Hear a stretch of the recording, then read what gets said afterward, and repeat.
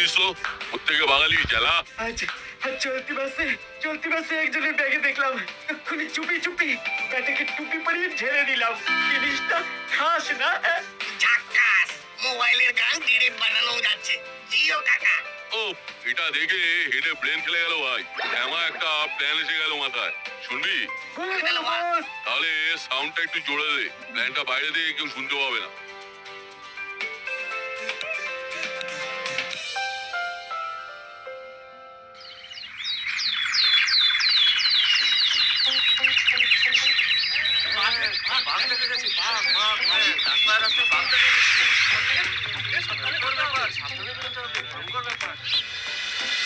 এই সেরেছে, এইটা আবার নতুন কি বিপদ হলো বলতো?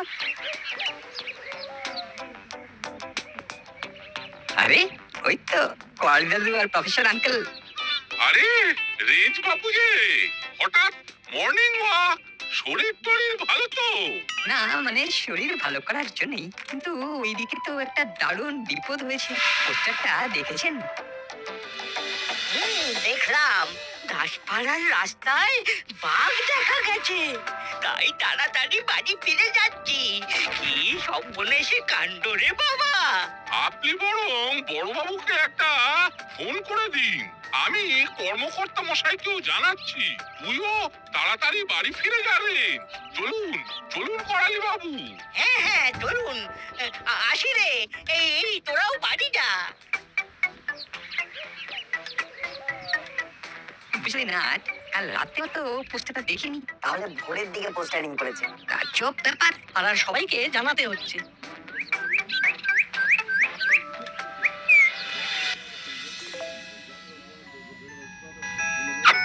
হ্যাঁ বলুন। সে কি বাপ? এদিকে আজ ব্যাংকে আমার কিছু কাজ ছিল, না বেরোতে পারলে তো মুশকিল। আচ্ছা দেখছি দেখছি।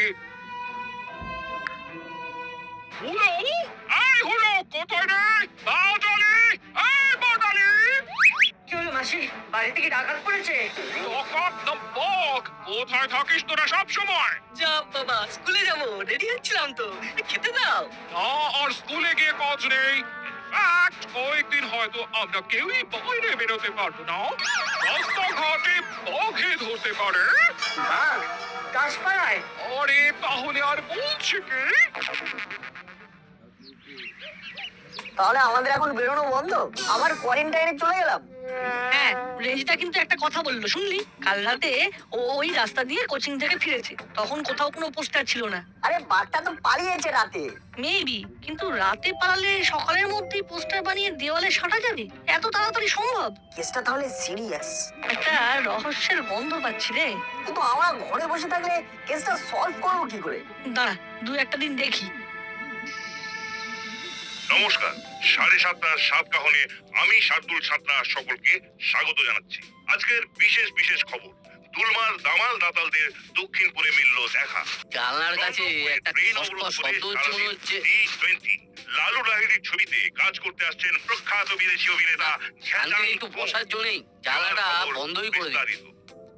10 দিন আগে দুলমা থেকে নিখোঁজ 5 হাতির পরিবারটিকে আজ দেখা গেল দক্ষিণপুরের রাস্তায়। ওরে রাস্তায় বাবা দাঁড়িয়ে গো! তারা ফুচকা খাচ্ছিল। এখন সোশ্যাল মিডিয়ায় সেই ছবি পোস্ট করেছেন।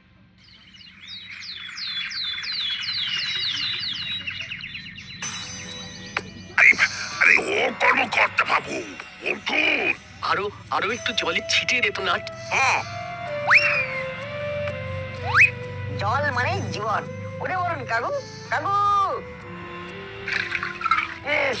এ তো দেখছি মশা মারতে কামান দেখা। বললাম জলের ছিটে দিতে, একেবারে জল কামান চালিয়ে দিল। কি হয়েছিল কিছু মনে পড়ছে? বাঘ বাঘ বাঘ।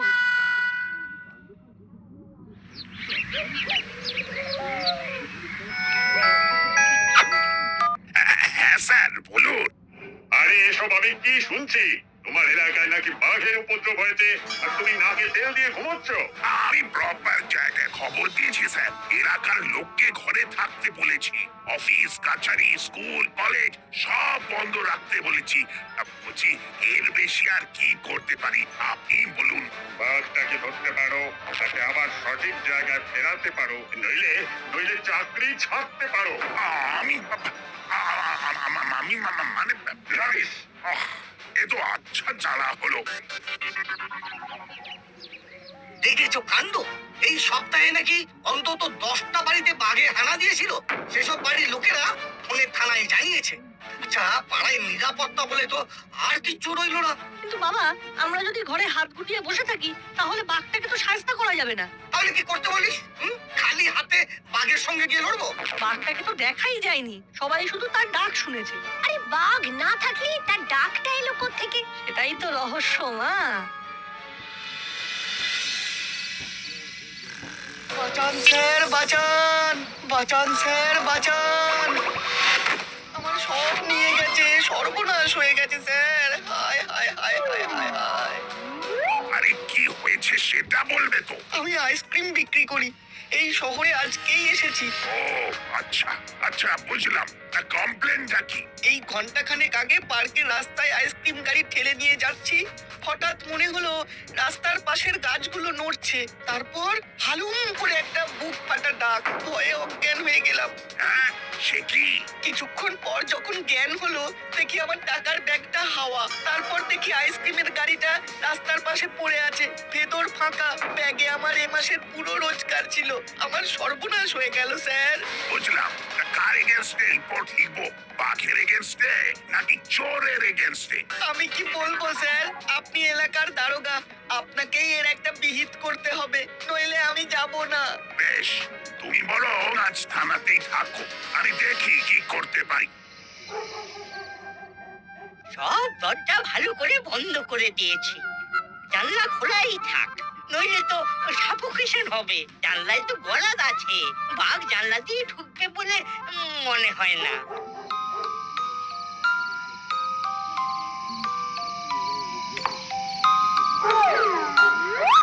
এবার বুড়োকে চাপে রেখে চমকে দিতে হবে। গুরু, জানাবো? দাঁড়া, পুরোটা জানলার সামনে আসুক। কোথায় বাঘ? কি সুন্দর রাত, আহা বেশ ঝকঝকে আকাশ আজকে। আমার তো গান গাইতে ইচ্ছে করছে। ও আমার মায়ের চরণ ছাড়া আমি কোথায় গিয়ে শোবো? না, বাধা পড়লো, যাই যাই গিয়ে শুয়ে পড়ি।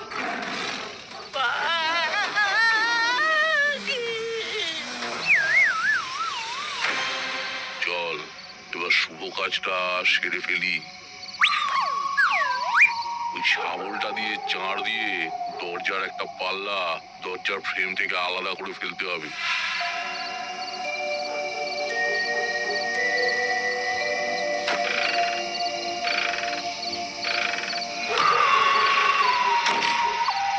এবার তাহলে গৃহপ্রবেশ হয়ে যাক বস। Good boy.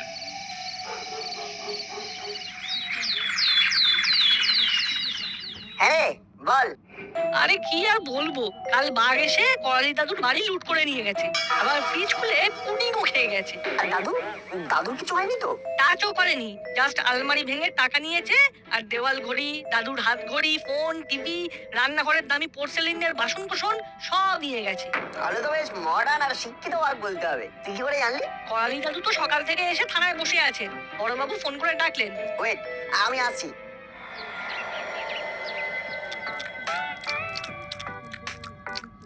বস, আজ রাতের প্ল্যানটা করে ফেলো। অত তরপাস না, কালকের পরে লোকজন খুব চৌকান্না হয়ে থাকবে। দিন দুই ঘাপটি মেরে থাকতে হবে। তখনই বললাম ফ্রিজ খুলে খাবার খাস না। বাঘ কি ফ্রিজের খাবার খাবে? এটা দেখেই লোকেরা ডাউট করবে না। সে তো বাঘ কাঁচের বাসনেও খাবে না, ঘড়িও পড়বে না। তাহলে বেশি বকছিস আজকাল। নিজেদের মধ্যে ঝুট ঝামেলা করিস না। আর সন্ধ্যাবেলায় প্রফেসরের বাড়ির দিকটা ভালো করে দেখে দেখে আসবি। তারপর কাল বা পরশু, বুঝলি? ওকে বস, ঠিক আছে। এই দেখুন স্যার, এই দরজাটার গায়ে আঁচড়ের দাগ বলে যেটা মনে হচ্ছে সেটা আসলে সাবুরের দাগ। কিন্তু বাঘ এত কিছু করবে কি করে? সে বড় জোর মাথা দিয়ে দরজায় জোরে ঢু দিতে পারে। আমারও তো সেই একই প্রশ্ন। তার মানে এটা বাঘের কাজ নয়। কিন্তু কিন্তু আমি তো পরিষ্কার বাঘের ডাক শুনেছি। কিন্তু মেসমশাই, বাঘ এলে তো আপনাকে খেত, আপনার ফ্রিজ খুলে পুডিং খেত না। সেদিন আইসক্রিমও খেত না, টাকা পয়সা নিয়েও পালাতো না। বাবা, তার মানে কেস জন্ডিস। একদম। নাট, রেঞ্জদার কথাটা তোর মনে আছে? পোস্টারটা দেখেই ও কি বলেছিল? বললো যে আগের দিন রাতেও ওই পথ দিয়ে গেছে, তখন কোনো পোস্টার দেখেনি। একদম। তার মানে দাঁড়াচ্ছে যে বাঘটা যে রাতে পালিয়েছে সেই রাতেই কেউ দেওয়ালে পোস্টার সেটেছে। হ্যাঁ, এটা তো ইম্পসিবল ব্যাপার। বাঘটা যে নেই সেটা বুঝতেও তো তাদের সময় দিতে হবে। আচ্ছা, উপযুক্ত দপ্তরে গিয়ে ব্যাপারটা জিজ্ঞেস করে নিলে ভালো হয় না? সেটাই তো উচিত ছিল। বড়বাবু কেন যে প্রথমে প্রপার জায়গায় ফোন করলেন না? চল তাহলে থানায় গিয়ে বলি।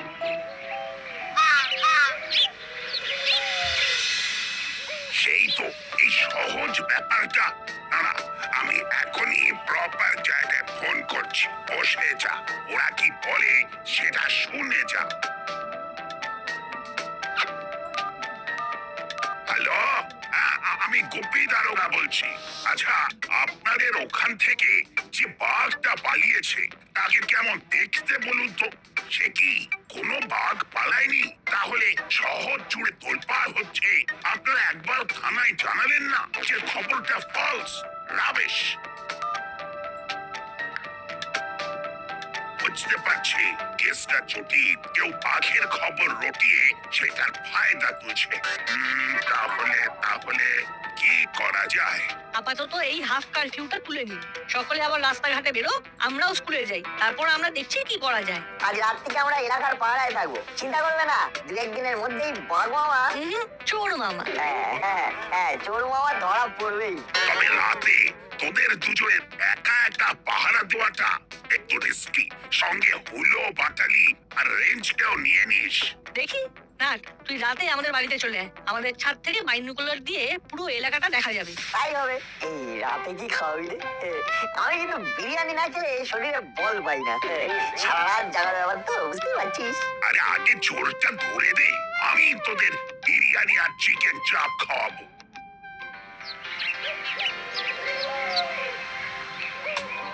তোরা বলছিস যে তোরা রাতে ছাদে বসে ওয়াচ করবি? কিন্তু ছাদে রাতে থাকা কি সেফ হবে? ছাদে থাকাই তো বেশি সেফ মা, কারণ বাঘ এলে তো আগে নিচে আসবে, সে তো গাছ বেয়ে ছাদে উঠতে পারবে না। কিন্তু বাঘ না হয়ে সে যদি ডাকাত হয়? তাহলে উপর থেকে আমরা তাকে ক্যাচ করে ফেলবো। কোনো চিন্তা আঙ্কেল।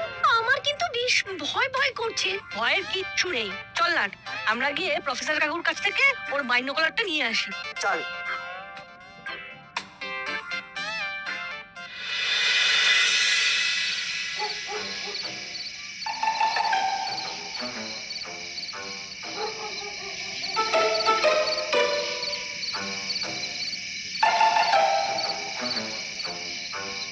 বল্টু, ওই দেখ।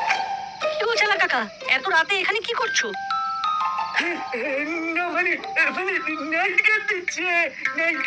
শুনলাম পাড়ার সবাই মিলে রাস্তায় পাহারা দেবে রাতে। রাস্তায় ঘুরে ঘুরে পাহারা দিচ্ছ, বাঘে ধরবে তো, বাড়ি যাও। তোরা কি করছিস এত রাতে ছাদে? আমরাও পড়াশোনা পড়াশোনা পড়াশোনা, রাতের আকাশটা স্টাডি করছিলাম, এই আর কি। চললাম রে। Good night.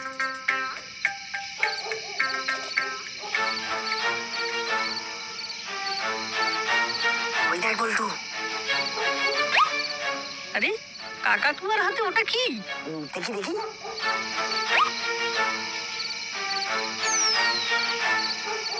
একটা ব্লুটুথ স্পিকার মনে হচ্ছে। এইবার মনে হচ্ছে কেসটা সরল হচ্ছে।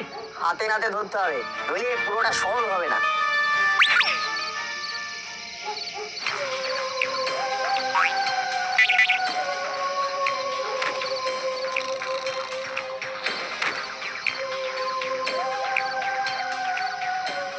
পুরোটা কোন ঘরে শোয়?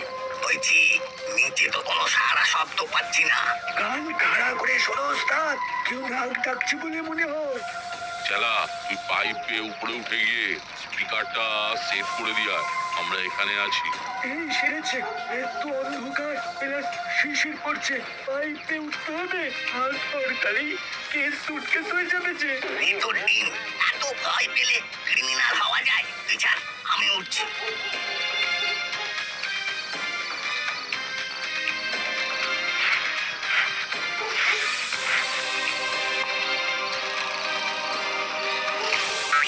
কি কেস? চালাবো। ঘুমোচ্ছে, চালিয়ে দাও।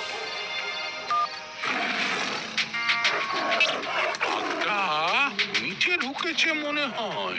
আজ বেটাকে দেখতে পেলে ঘায়েল করতে হবে। কি হলো? অজ্ঞান হয়নি, নিচে আসছে বাঘ ধরতে। এই খেয়েছে, তাহলে উপায়? এত চাপ খাস কেন? হ্যাঁ,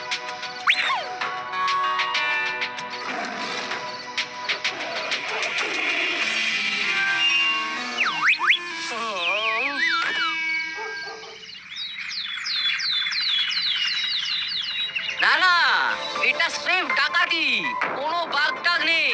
তাহলে আমি যে বাঘের ডাক শুনলাম সেটা মিথ্যে। আরে ডাক তো আমিও শুনেছি, কিন্তু এখন মনে হচ্ছে সেদিন অজ্ঞান না হয়ে গেলে ব্যাপারটা খতিয়ে দেখতে পারতাম। আপনারা অজ্ঞান হয়ে গেলে দরজা ভাঙতে সুবিধা হয়, তাই না? কিন্তু আমার দরজা তো ভাঙা হয়নি। কারণ তখন তো বাঘের ভয়টাকে জোরদার করার দরকার ছিল। এই হাফ কারফিউটারও দরকার ছিল। বদমাশগুলোকে হাতে নাতে ধরতে হবে। কিন্তু কিভাবে? ওরা কবে কার বাড়িতে ডাকাতি করবে সেটা কি জানিয়ে করবে? একদম না, আমরা যে বাঘের ভয় আর পাচ্ছি না সেটা ওদের একদম জানানো যাবে না। আর তাহলেই ওরা আমাদের ফাঁদে পা দেবে। তার মানে আবার হাফ কারফিউ চালু? কিন্তু এমন ভাবে যাতে মনে হয় যে আমরা সবাই বাঘের ভয় কাঁটা হয়ে আছি।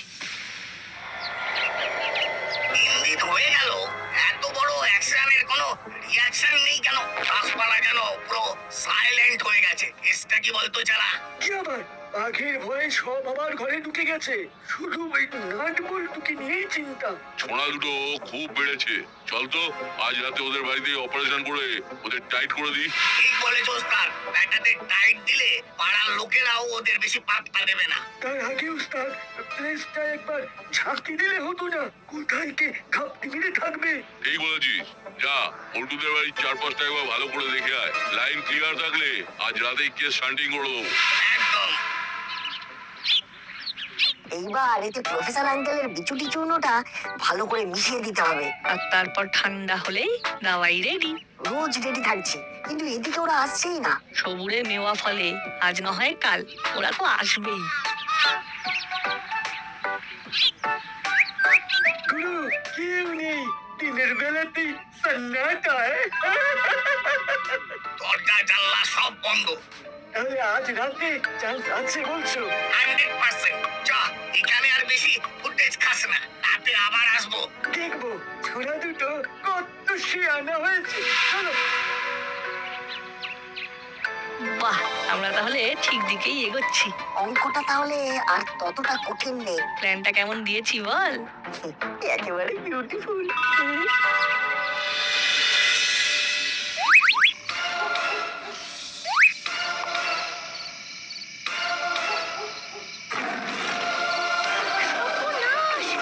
বাঘ বাঘ চুপ করে শুয়ে থাকো, ছেলেরা আছে। আওয়ার টাইম স্টার্টস নাও।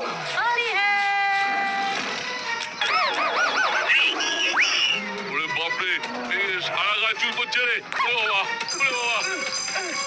মাগো, চুল করছে, চুল করছে, ওরে বাবা রে, চুলকে পড়ে গেলাম গো। জানি না, ওরে বাবা, হাত পা ফুটে গেছে। ওরে বাবা।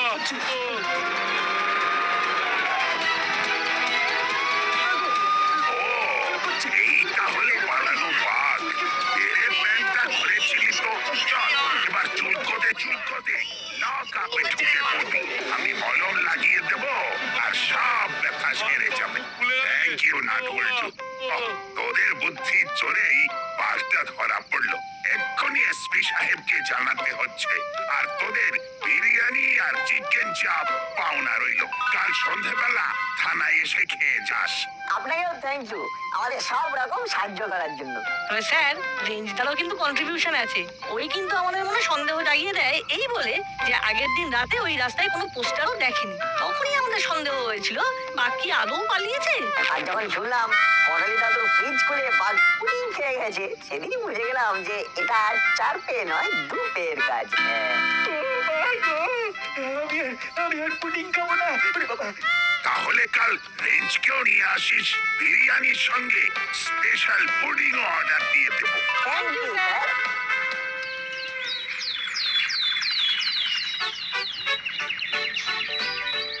ওই দেখ পাড়ার হিরোরা দাঁড়িয়ে আছে।